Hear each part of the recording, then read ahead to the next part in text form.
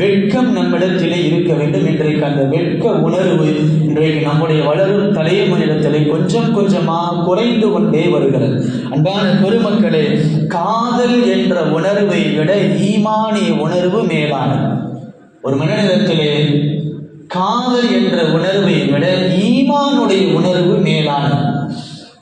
உம்மு சுலைம் ரலியல்லாஹு அன்ஹா அவர்களை பற்றி நமக்கு நிறைய விஷயங்கள் தெரியும். அனஸ் ரலியல்லாஹு அன்ஹு அவர்களை பெற்றெடுத்த ஒரு மாதரசி உம்மு சுலைம் ரலியல்லாஹு அன்ஹா இஸ்லாத்தினுடைய ஆரம்ப காலத்திலேயே இஸ்லாத்தை ஏற்றவர்கள். உம்மு சுலைம் ரலியல்லாஹு அன்ஹா இஸ்லாத்தை எடுத்து சொல்ல நிறைய ஆசைப்பட்டார்கள். ஒரு பெண்ணாக இருந்து கொண்டு தஅவத்துடைய வேலையை செய்தவர்கள் உம்மு சுலைம் ரலியல்லாஹு அன்ஹா. இஸ்லாத்தை ஏற்றுக்கொண்டதின் காரணத்தினால் அவருடைய கணவர் மாலிக் இப்னு நஸிர் கோபித்து கொண்டு ஷாம் தேசத்திற்கு சென்று விடுவார். சென்ற கொஞ்ச காலங்களிலே அவர் மௌத்துமாகி விடுவார். உம்மு சுலைம் ரலியல்லாஹு அன்ஹா அவர்களை அபூ தல்ஹா ரலியல்லாஹு அன்ஹு அவர்கள், அதுவரைக்கும் அவர் முஸ்லிமாகவில்லை, திருமணம் செய்து கொள்ள நாடுகிறார்.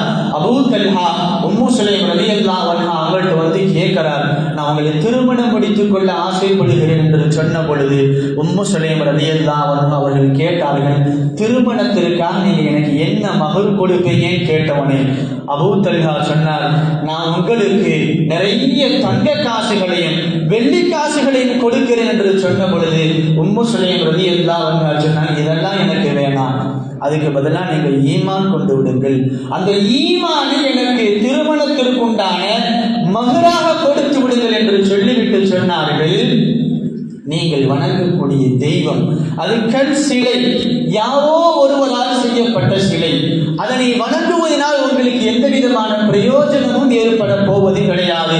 எனவே படைத்த ரப்பாக இருக்கக்கூடிய அல்லாஹ்வை நீங்கள் ஏற்றுக்கொள்ளுங்கள் என்று சொல்லிவிட்டு இதற்கு பொறுப்பாக நான் நபி ஸல்லல்லாஹு அலைஹி வஸல்லம் அவர்களை நான் சாட்சியாக வைக்கிறேன் என்று உம்மு சுலைம் ரலியல்லாஹு அன்ஹா அபூ தல்ஹா சொல்லிடுவாங்க.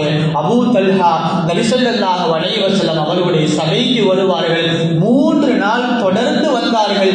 நபியுடைய செயல்பாடுகளை பார்க்கிறார்கள். ஈமானுடைய வெளிச்சம் அவருடைய உள்ளத்தில் ஏற்படுகிறது. 3 நாட்களுக்கு பிறகு அவர் பெருமானாருடைய கையை பிடித்து இஸ்லாத்தை ஏற்றுக்கொள்கிறார். ஏற்றுக்கொண்டதோடு மட்டுமல்லாமல் தன்னுடைய ஈமானை மகராக வைத்து உம்மு சுலைம் ரலியல்லாஹு அன்ஹா அவர்களை கரம் பிடிக்கிறார். அவர்களை நிக்காஹ் செய்கிறார். கண்ணியத்திற்குரிய அல்லாஹ் நல்லடியார்களே, இதுவெல்லாம் இன்றைக்கு ஒரு